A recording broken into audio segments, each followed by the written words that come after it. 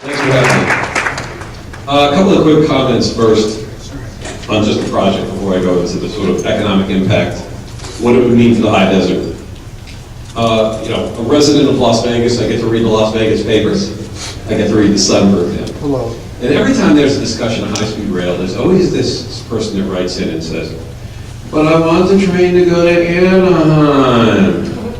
Hey, no one's going through the Home Pass, okay? The reason isn't some engineering challenge, because there's freight trains going through it continuously. It's that the largest port in the United States lies on the other side of the port, of the pass.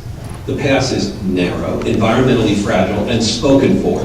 No party train from Vegas is going to get through this pass. Period. End of story. And grow up. It's not going in.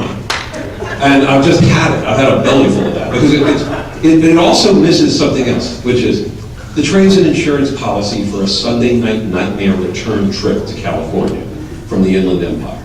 How big is the Inland Empire? It's bigger than Phoenix. So there's this, who's going to drive from Santa Monica? No one.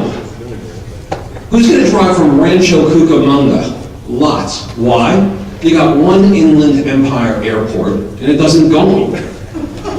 It's losing flights to Las Vegas, basically. U.S. Airways pulled out of Las Vegas, and you lost flights.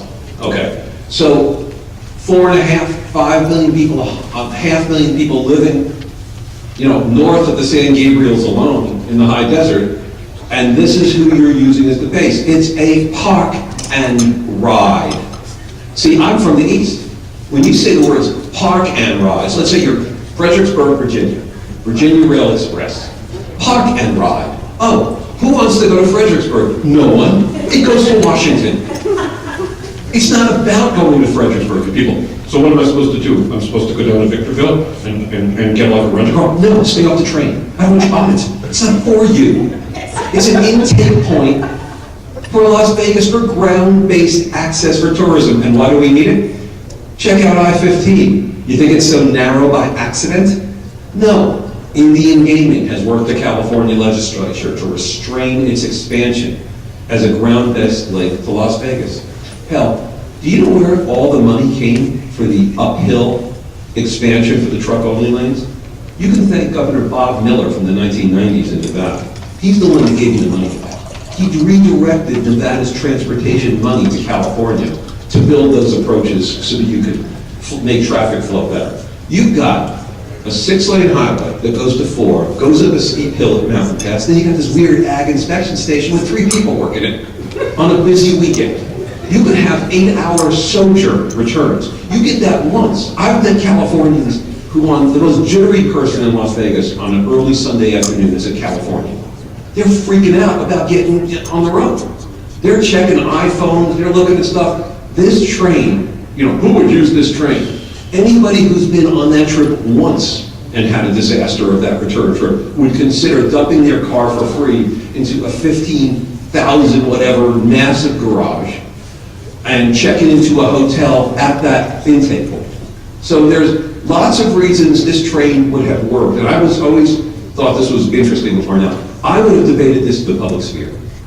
I would have attempted to have educated Las Vegans as to what a park and ride is. That you need an origin destination, and the destination is key. In other words, it's not like the train has to go to A to B. The train could go A and be the intake point for A in the Inland Empire. And the reason you could is that somebody will gladly drive themselves for a half-an-hour trip from Fontana over Cumberland Castle, which they're allowed to do, because they're allowed to take their car on I-15, where we're not allowed to take a train through, and go to this place and enter a 78-minute ride, a relaxing ride, and get some chips for a casino, and get some tie-ins for tourism, get a restaurant coupon, things like that. It's going to be packaged up a million ways, and check in. Sure they would. And the whole idea that the whole South Lane is Santa Monica, when 5 million people live east of the airport, when it's a Phoenix-sized metropolis, one of the largest metro areas, a Dallas-sized metropolis east of the airport.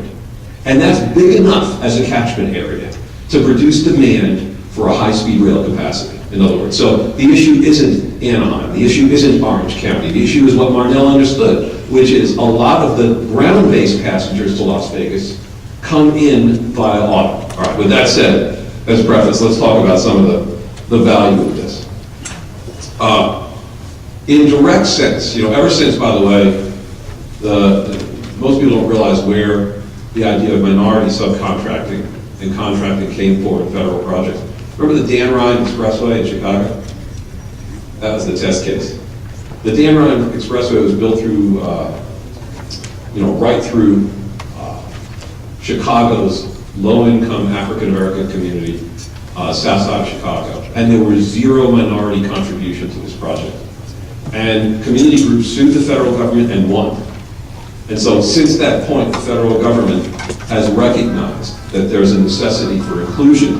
You're talking about a multi-billion-dollar project and hundreds of billions of dollars available for minority contracting for things like, how big is this terminal going to be? It's going to be bigger here, most likely, than it is even in Las Vegas in terms of the total square footage demand for especially parking, because there's not going to be heavy demand for parking in Las Vegas. Oh, by the way, when people get to Las Vegas, they don't want a car.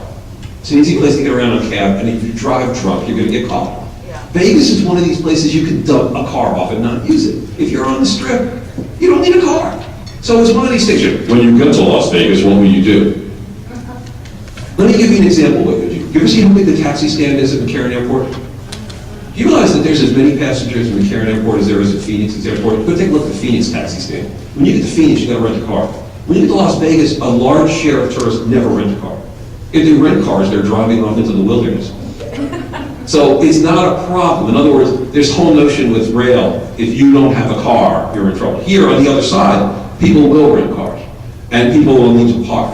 And so there's likely to be a very big terminal, and the train itself, and the maintenance yards are more likely to be on this side.